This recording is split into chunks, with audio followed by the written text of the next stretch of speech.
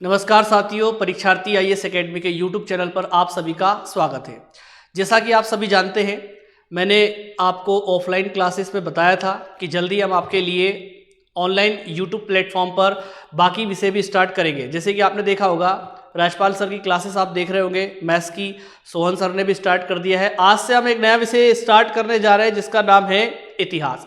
वैसे तो प्रत्येक बच्चे में लगभग डर होता है इतिहास का, कि इतिहास पढ़ने से डर लगता है, लेकिन इतिहास पढ़ने से डरना नहीं है। टैगलाइन लिखी हुई है स्टार्ट में ही, आपका अब इतिहास का डर होगा खत्म। क्योंकि देखिए, इतिहास से डरने की क्या बात है। इतिहास को पढ़िए, अगर इतिहास में कोई चीज़ अच्छी है तो उसे अपने ऊपर लागू कीजिए, उसे पुनः दोहराइए। और अगर मान लिया जाए कोई गलती हुई है इतिहास में, तो उससे हम क्या करेंगे, हम आने वाले जीवन में सुधार करेंगे। कई सारे राजा महाराजाओं के बारे में हम पढ़ेंगे और इतिहास का आज हम परिचय, ये पहला वीडियो है इतिहास का परिचय। इसमें हम जानेंगे कि इतिहास होता क्या है, इतिहास को पढ़ने का तरीका क्या होता है, इतिहास को जानने के स्रोत क्या क्या होते हैं, इतिहास की ज़रूरत हमको क्यों पड़ती है। ठीक है, स्टार्ट करते हैं।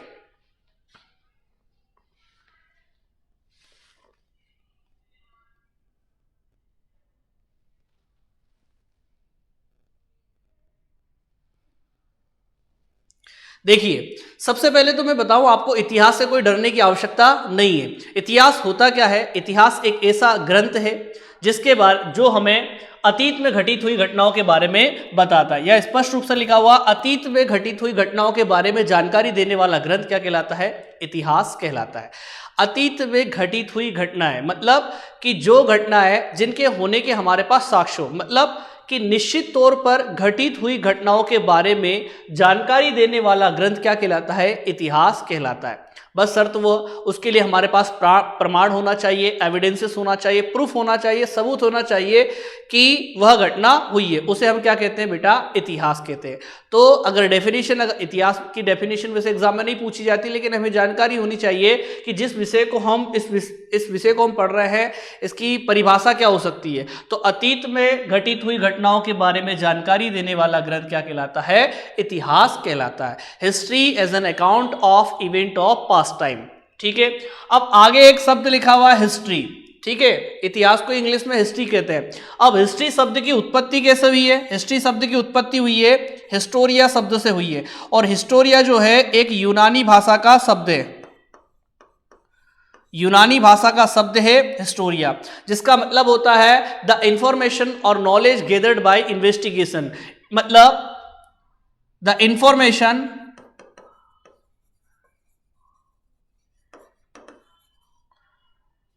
और नॉलेज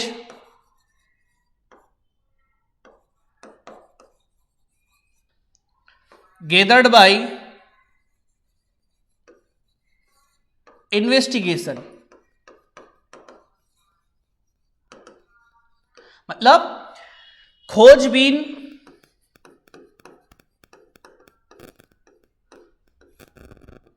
करके इकट्ठा की गई जानकारी, इकट्ठा की गई जानकारी क्या कहलाती है भैया, इतिहास कहलाती है। सॉरी, आपका क्या कहलाती है, हिस्टोरिया जो शब्द है उसका मतलब मैं आपको बता रहा हूं क्या होता है कि द इंफॉर्मेशन और नॉलेज गेदर्ड बाय इन्वेस्टिगेशन, मतलब कि खोजबीन करके, जांच पड़ताल करके कि जो भी जानकारी या जो भी ज्ञान इकट्ठा किया जाता है उसे हम क्या कहते हैं, हिस्टोरिया। और ये किस भाषा का शब्द है, यूनानी भाषा का शब्द है। अब हिस्टोरिया शब्द जो है, ये मैं क्यों बता रहा हूं आपको, एक व्यक्ति का नाम लिखा हुआ है यहां पर जिसका नाम है हेरोडोटस। क्या नाम लिखा हुआ है, हेरोडोटस। और हेरोडोटस ने नेक काम किया था कि अतीत में घटित हुई घटनाओं के बारे में हमें सबसे पहले जानकारी दी थी, इसलिए हम इसे क्या कहते हैं, इतिहास। हेरोडोटस को क्या कहा जाता है, इतिहास का पिता कहा जाता है, या फिर इसे क्या कहते हैं, फादर ऑफ हिस्ट्री। तो अगर आपसे पूछा जाए प्रश्न की फादर ऑफ हिस्ट्री किसे कहते हैं, तो हेरोडोटस को कहते हैं। और एक इसकी पुस्तक है जिसका नाम है हिस्टोरिका। ठीक है, ये एग्जाम में बहुत ही इंपॉर्टेंट प्रश्न है, पूछा जाता है कि हिस्टोरिका पुस्तक लिखने वाला व्यक्ति कौन है, हेरोडोटस। तो फादर ऑफ हिस्ट्री या फिर इतिहास का पिता किसे कहा जाता है, हेरोडोटस को कहा जाता है। बढ़ते हैं आगे। जैसा कि आप सभी जानते हैं, इतिहास को पढ़ने के लिए तिथियों का बहुत महत्व होता है और उन तिथियों में हम हो जाते हैं कंफ्यूज। जैसे फॉर एग्जांपल आपसे पूछा जाता है कि बताइए कि हजरत मोहम्मद पैगंबर साहब का जन्म कब हुआ था, तो 570 ईस्वी में इनका जन्म हुआ था। लेकिन एक जो तारीख होती है ईस्वी और एक होता है आपका ईसा पूर्व, इन दोनों में बच्चे क्या हो जाते हैं, कंफ्यूज हो जाते हैं। जैसे ये लिखा हुआ आपका ईस्वी, तो इसका मतलब हो जाएगा आपका एडी और ये हो जाएगा आपका ईसा पूर्व मतलब बीसी। तो ये क्या है, तो इसीलिए मैंने आपके सामने सबसे पहले एक हेडिंग डाली है जिसका नाम है ग्रीगोरियन कैलेंडर। ठीक है, ग्रीगोरियन कैलेंडर 1582 ईस्वी में पाप ग्रेगोरी द्वारा लागू किया गया था। ध्यान सुनिएगा मेरी बात। पॉप ग्रेगोरी कौन था, तो एक यूरोपियन व्यक्ति जिसने क्या किया था, आपका ग्रेगोरियन कैलेंडर स्टार्ट किया था, जिसको हम पढ़ते हैं जनवरी, फरवरी, मार्च, अप्रैल, मई, जून, जुलाई, अगस्त, इस टाइप से, संडे, मंडे, ट्यूसडे। वो आपका किस कैलेंडर के वर्ड है, तो वो हो जाएगा आपका, या कह सकते हैं 12 मंथ है, तो वो है आपका ग्रेगोरियन कैलेंडर। पाप ग्रेगोरी ने इसको स्टार्ट किया था। इसके पहले यूरोप में कौन सा जो कैलेंडर चलता था, वो था आपका जूलियन कैलेंडर का प्रचलन था। ठीक है, ये शब्द गलत लिख दिया गया है, यहां पर प्रचलन शब्द है,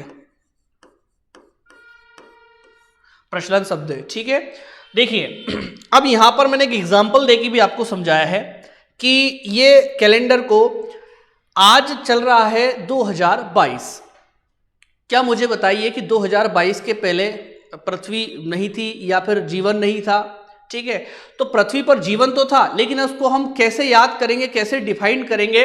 तो देखिए, आज से अभी चल रहा है 2022, पिछला वर्ष था 2021 और आने वाला वर्ष है 2023।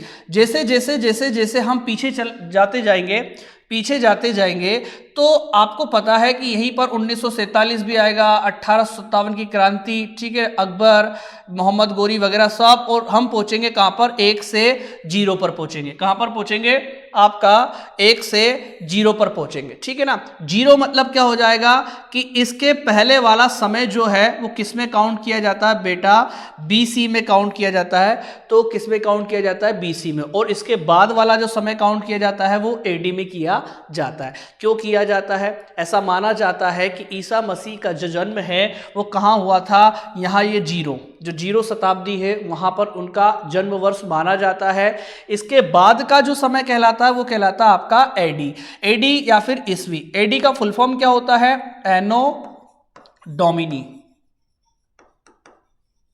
ठीक है, इसका मतलब ये है आफ्टर दी ईसा मसीह, मतलब ईसा मसीह के जन्म के बाद की जो घटनाएं होती है उसे हम किस में देखते हैं, ईस्वी में देखते हैं, एडी में देखते हैं। ठीक है, और एक जो वर्ड लिखा हुआ है आपका ईसा पूर्व, इसका मतलब होता है ईसा मसीह के जन्म के पूर्व। जैसे मान लिया जाए, आपसे एक प्रश्न मैं कहता हूं कि सिंधु घाटी सभ्यता, तो 2500 ईसा पूर्व से सिंधु घाटी सभ्यता स्टार्ट होती है और खत्म कब होती है, 1500 ईसा पूर्व में सिंधु घाटी सभ्यता खत्म हो जाती है। अब आप सोच रहे होंगे कि सर 2500 से 2600, 2700, 2800 होना चाहिए, ये माइनस में क्यों जा रहा है। तो देखो बेटा, मैंने यहां पर लिखा हुआ 25 लाख। ठीक है, 25 लाख से फिर अपन आएंगे सिंधु घाटी सभ्यता, फिर आएंगे अपन वैदिक सभ्यता। और आपको मालूम वैदिक सभ्यता कब से कब तक थी, आपका 1500 से 600, इसके बीच में आपका 4 वेद का क्या हुआ था, रचना हुई थी, और इसे हम वैदिक सभ्यता कहते हैं। तो 600, फिर 600 से हम धीरे धीरे धीरे आपका कहां तक पहुंचेंगे, 0 तक। उसके बाद में आपका समय स्टार्ट हो जाता है जिसे हम ईस्वी के रूप में जानते हैं। अभी आपसे क्या है, इसकी जरूरत पड़ेगी आपको पूरे इतिहास में, इसलिए सबसे पहले मैंने आपको इस स्लाइड के माध्यम से ये बताया कि ईसा पूर्व क्या होता है और ईस्वी क्या होता है। सपोज मान लिया जाए, आपसे पूछा जाए कि बताइए कलिंग युद्ध कब हुआ था, तो आप एक तिथि याद रखेंगे, क्या याद रखेंगे, 261। क्या याद रखेंगे, 261। लेकिन 261 में आपको ईसा पूर्व लगाना बहुत जरूरी है, क्योंकि अगर ये नहीं लगाया गया तो आपका प्रश्न का उत्तर गलत हो जाएगा। आपको सबसे पहले 2022 साल पहले यहां आना होगा, उसके बाद 261 में, और पहले जाना होगा, ठीक है। जैसे मैंने आपको बताया कि 25 लाख साल लिखा हुआ है यहाँ पर, और अगर जाओगे तो 4.6 अरब वर्ष पूर्व पृथ्वी का जन्म हुआ, ठीक है। ये सब अभी पढ़ेंगे अपन आगे अगली स्लाइड में, ठीक है। तो होप आपको इतना समझ में आया होगा। अब मैं आपको बताता हूं कि इतिहास को जानने के स्रोत क्या क्या है, ठीक है। इतिहास को जानने के स्रोत क्या क्या है, सबसे पहले मैंने आपके सामने लिखा है पुरातात्विक स्रोत और साहित्यिक स्रोत, मतलब literary sources and archaeological sources. पुरातात्विक स्रोत को आर्कियोलॉजिकल सोर्सेस और इसे हम कहेंगे लिटरेरी सोर्सेस। एक अन्य माध्यम भी होता है हमारे पास में इतिहास को जानने का, जिसे हम कहते हैं विदेशी यात्रियों का विवरण। लेकिन विदेशी यात्री भी यहाँ पर आए थे तो उनके द्वारा भी कोई न कोई किताब लिखी गई होगी। तो कंटेम्परी उस समय जो तत्कालीन जो भारत था उसकी जानकारी हमको मिलती है विदेशी यात्रियों का विवरण। मैं आपको अभी विस्तार से समझाऊंगा। आगे बढ़ते हैं। जैसे पुरातात्विक स्रोत में अगर मैं बात करता हूं कि पुरातात्विक स्रोत क्या होते हैं, ठीक है, तो मैंने 5 आपके सामने आयाम रखे कि किस आधार पर। सबसे पहले क्या होता है, अभिलेख। अभिलेख मतलब क्या होता है, जिसपे लिपि के माध्यम से कुछ लिखा गया हो, उसे हम क्या कहते हैं, अभिलेख, ठीक है। जैसे आपने पढ़े होंगे, अभिलेख पढ़ा होगा, शिलालेख पढ़ा होगा, ठीक है ना, या फिर कह सकते हैं भोजपत्र पढ़ा होगा या ताम्रपत्र पढ़ा होगा, ठीक है।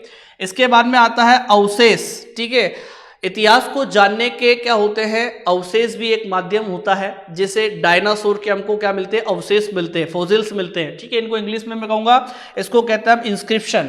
क्या कहते हैं हम इसको, पेट्रोग्राफ कहते हैं। Inscription engraved on stone are called petrograph. या अभिलेख क्या होता है, पहले आपने देखा होगा ना, 6th क्लास की एनसीईआरटी में आपने पढ़ा होगा या एमपी बोर्ड की बुक में पढ़ा होगा। भोजपत्र क्या होता है, the bark of particular type of tree on which ancient book were written, कि ऐसे वृक्ष और उनकी पेड़ों की छाल जिनके ऊपर क्या हो जाती है, प्राचीन बुकें लिखी जाती है, उसे हम भोजपत्र कहते हैं। तो वो सब हमको इतिहास के स्रोत है, पुरातात्विक स्रोत है। इसके अलावा आपको यहाँ पर दे रखा है स्मारक। स्मारक मतलब भवन, कोई बिल्डिंग, कोई पुराना भवन। जैसे थोड़ी देर के लिए आपको मैं बताऊं, ताजमहल हो गया, लाल किला हो गया, ठीक है ना, ग्वालियर का किला हो गया। ये सब क्या है, ये हमारे इतिहास के बारे में जानकारी देते हैं। सिक्के भी क्या करते हैं, हमें हमारे इतिहास के बारे में बताते हैं। सिक्के क्या है, जैसे आपने देखा होगा कि अगर मान लिया जाए यहाँ पर ईरान का कोई सिक्का मिलता है और ईरान का सिक्का मिलता है, तो हम उसकी पुष्टि कैसे करें कि ये ईरान का सिक्का। और अगर हमने पता भी कर लिया कि ये ईरान का सिक्का है, तो ईरान का सिक्का यहाँ क्या कर रहा है, ठीक है, या तो हम ईरान गए होंगे या ईरान वाले यहाँ पर आए होंगे। तो इतिहास, वो सिक्का ये बता रहा है कि हमारे, है ना, विदेशों में क्या रहे हैं, संबंध रहे हैं, व्यापारिक संबंध रहे हैं, ठीक है। इसके अलावा मूर्तियाँ भी हमको ये बताती है। जैसे सिंधु घाटी सभ्यता और वैदिक सभ्यता हम पढ़ेंगे। सिंधु घाटी सभ्यता में नाचती हुई मूर्ति हमको मिली थी, तो वो भी हमको इतिहास के बारे में बताते हैं, ठीक है। आगे बढ़ते हैं हम लोग। देखिए यहां पर लिखा है आपके सामने अभिलेख। तो अभिलेख के अध्ययन को पुरालिपि शास्त्र कहा जाता है। क्या कहा जाता है, पुरालिपि शास्त्र कहा जाता है। ये लिखा हुआ आपका, पुरालिपि शास्त्र में किसका अध्ययन किया जाता है, अभिलेखों का अध्ययन किया जाता है, ठीक है ना। यहाँ पर लिखा हुआ है अभिलेख। अभिलेख मुख्यतः स्तंभों से, स्तंभ, ये लिखा हुआ आपका स्तंभ, और ये थोड़ा सा मिस्टेक हो गई है प्रिंटिंग में, ठीक है। स्तंभ है यहाँ पर, ताम्रपत्र है, मुद्राओं है, मूर्तियां, गुफाओं में भी क्या किया जाता है मालूम है। देखो ये यहाँ पर आपको बेस्ट एग्जांपल दिया हुआ है। ये कोई चट्टान है, ठीक है ना, यहाँ पर लिखा गया है, हालांकि इसको मैं पढ़ने में असमर्थ हूँ, पता नहीं क्या किस भाषा में लिखा हुआ है, ठीक है। आगे देखते हैं। सर्वाधिक प्राचीन अभिलेख हड़प्पा काल के हैं। ईरान के बोगजगई 1420 ईसा पूर्व के हैं। ईरान के, यहाँ पे बात कर रहा हूँ, ईरान में एक है जगह जिसका नाम है बोगजगई, वहाँ से, ये गलत लिखा हुआ आपका, 420 ईसा पूर्व भारत में। और भारत की अगर बात करता हूँ तो अशोक में, अशोक की बात करता हूँ। अशोक ऐसा प्रथम राजा हुआ है जिसने क्या किए हैं, यहाँ पर लिखा हुआ है, देखो आपको, अशोक जो राजा था 1837, ये गलत है, अशोक के शिलालेख सबसे प्राचीन माने जाते हैं। ठीक है, अशोक के शिलालेख सबसे प्राचीन माने जाते हैं। ध्यान सुनिएगा मेरी एक बात कि अशोक जो राजा था उसके बारे में हमें यह जानकारी नहीं थी कि वह भारत का राजा है या अन्य किसी देश का राजा है। हमें जब जानकारी नहीं थी तो हम किस देश का राजा मानते थे उसे? हम मानते थे श्रीलंका का राजा। ठीक है, लेकिन जब उसके शिलालेखों को पढ़ा गया, ये सब जो दिख रहे हैं आपको, ये लिखा हुआ एडिक्ट ऑफ अशोका, ये सारे के सारे क्या हैं? आपके अशोका के शिलालेख हैं। ठीक है ना, स्तंभ लेख है। और आपके यहाँ पर 1837 में एक व्यक्ति जिसका नाम था जेम्स प्रिंसेप, उन्होंने क्या किया कि अशोक के शिलालेखों को पढ़ने में क्या की? महारती हासिल की और ये बताया लोगों को कि अशोक श्रीलंका का राजा नहीं, अभी तो भारत का राजा था। और यह भारत से श्रीलंका नहीं गया था, बल्कि इसने अपनी बेटी संघमित्रा और अपने बेटे महेंद्र को वहां पर भेजा था। ठीक है, बढ़ते आगे। अब यहां पर लिखा हुआ है सिक्के के अध्ययन को क्या कहा जाता है? मुद्रा शास्त्र कहा जाता है। क्या कहा जाता है? मुद्रा शास्त्र कहा जाता है। भारत के प्राचीनतम सिक्के आहत सिक्के या पंचमार्क सिक्के यहां पर लिखे हुए हैं, ये है आपके पंचमार्क सिक्के, ये सबसे पुराना। देखिए, वस्तु विनिमय एक माध्यम जो है, कह सकते हैं अपन, पहले चलता था जिसे बार्टर सिस्टम कहते सकते हैं। ठीक है ना, जैसे मान लिया जाए मुझे किसी चीज की आवश्यकता है और मेरे पड़ोसी को किसी चीज की आवश्यकता है, तो अगर मान लिया जाए दोनों हम एक दूसरे से कोई वस्तु का एक्सचेंज करके हमारी ज़रूरतों को पूरा कर सकते हैं तब तो ठीक है। लेकिन अगर मान लिया जाए मुझे किसी चीज़ की आवश्यकता है और मैं उसके पास गया और उसे वह चीज़ की आवश्यकता नहीं है जो मेरे पास है, तो हम क्या करेंगे?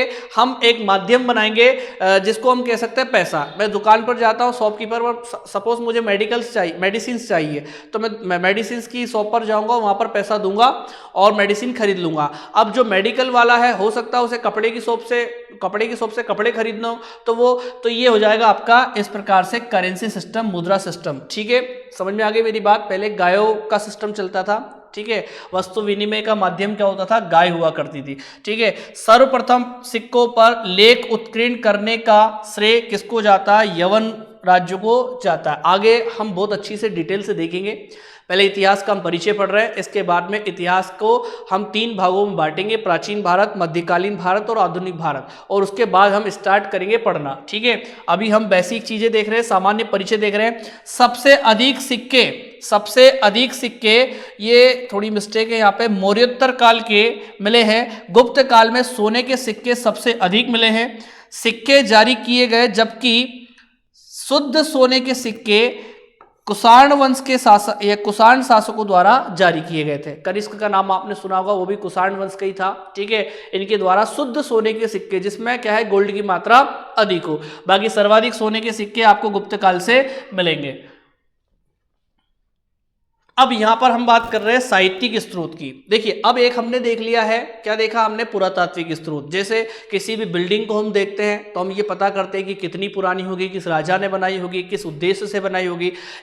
हम किला देखते हैं, किले के अंदर हम कई सारे महल देखते हैं, हम एक हॉल देखते हैं। ठीक है, ये सब चीज़ें हमारे दिमाग में क्या करती है कि इतिहास को जानने की एक इच्छा पैदा करती है। तो इतिहास से हमको डरना नहीं है, इतिहास बहुत ही अच्छा विषय है भैया। ठीक है, इसके अलावा यहां पर लिखा हुआ पुराण का अर्थ होता है कि कुल संख्या लगभग 18 है। माफ कीजिएगा, थोड़ा सा गलती।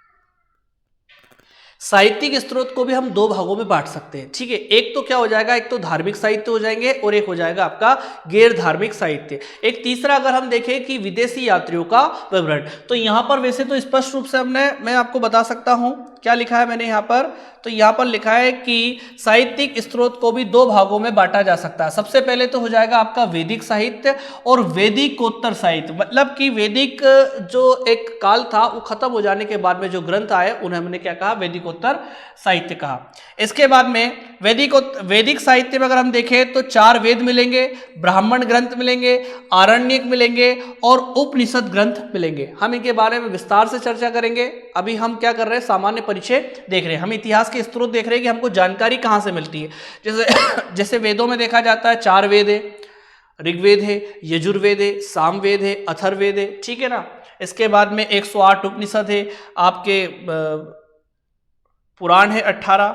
वेदों के अर्थ को भली भांति समझने के लिए वेदांग की रचना की गई। और इनके प्रकार कितने होते हैं? ये 6 प्रकार के होते हैं। सबसे पहले शिक्षा, कल्प, व्याकरण, ज्योतिष, निरुक्त और छंद, ये 6 प्रकार के होते हैं वेदांग, ठीक है। मतलब वेदों को समझने के लिए इनकी रचना की गई। अब आगे 2 महाकाव्यों के भी नाम लिखे हुए, रामायण एवं महाभारत। ये 2 ग्रेट इपिक है हमारे भारत के, और ये इनसे भी हमको इतिहास के बारे में जानकारी मिलती है। और महाभारत को लिखने वाले वेदव्यास है। और पहले महाभारत का प्राचीन नाम क्या है? जय संहिता। और रामायण की रचना किसने की है? वाल्मीकि जी ने, ठीक है।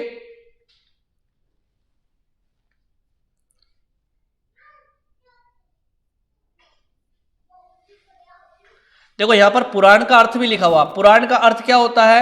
ये प्राचीन होता है। पुराण का अर्थ क्या होता है? पुराण का अर्थ होता है प्राचीन। और इनकी संख्या कितनी है? 18। और जिसमें सबसे पुराना जो आपका पुराण है उसका नाम है मत्स्य पुराण। आगे भी लिखा हुआ है आपका बौद्ध साहित्य की अगर मैं बात करता हूं तो जातक कथाएं हम पढ़ते हैं। प्रमुख जातक कथाएं का विवरण हमको मिलता है। इसमें गौतम बुद्ध जो है उनके जन्म की गाथाएं हमको मिलेगी यहाँ पर। इसके अलावा आगे हम देखते हैं कि ये लिखा हुआ आपका गौतम बुद्ध की मृत्यु के बाद विभिन्न बौद्ध संगति का आयोजन हुआ था। और एक और त्रिपिटक, ये बहुत इंपॉर्टेंट है, एग्जाम में प्रश्न पूछा जाता है कि त्रिपिटक क्या होते हैं, ठीक है।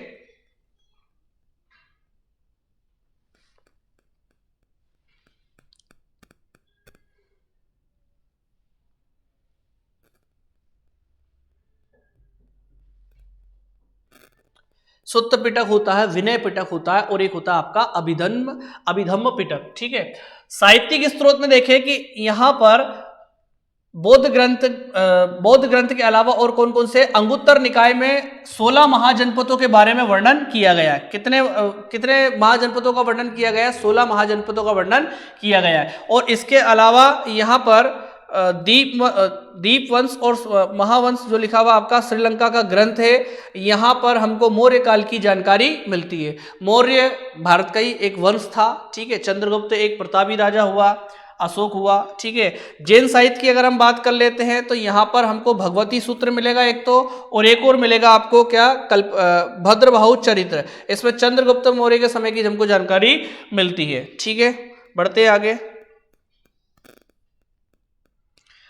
अन्य साहित्यिक स्रोत की अगर मैं बात करता हूं तो देखो, अर्थशास्त्र जो पुस्तक है वो किसकी पुस्तक है? कौटिल्य या चाणक्य, या कह सकता हूं मैं किसकी? ये पुस्तक है विष्णुगुप्त की। कुमार संभवम और मेघदूतम, ठीक है, ये कालिदास की है, महाकवि कालिदास जिन्हें भारत का शेक्सपियर कहा जाता है। हर्षचरित जो रचना है वो किसकी है? बाणभट्ट की है। बाणभट्ट का आपने नाम सुना होगा, ठीक है, जिनके नाम पर मध्य प्रदेश में एक बांध या परियोजना का नाम रखा गया है, बाण सागर। ये हर्ष के दरबार में कवि थे, और इनके द्वारा एक तो हर्षचरित और एक और पुस्तक है जिसका नाम है कादंबरी। कल्हण की पुस्तक है राजतरंगिणी, जिसमें कश्मीर के इतिहास के बारे में पता चलता है। ये सुदरक की पुस्तक है मृच्छकटिकम। किताबुल हिंद जो पुस्तक है अलबरूनी की। पंचतंत्र ये पुस्तक है विष्णु शर्मा की। मुद्रा राक्षस विशाख दत्त की। और महाभाष्य किसकी है? पतंजलि की। तो होप ये हमारे इतिहास को जानने के क्या है? स्रोत है। कैसे स्रोत है? साहित्यिक स्रोत है।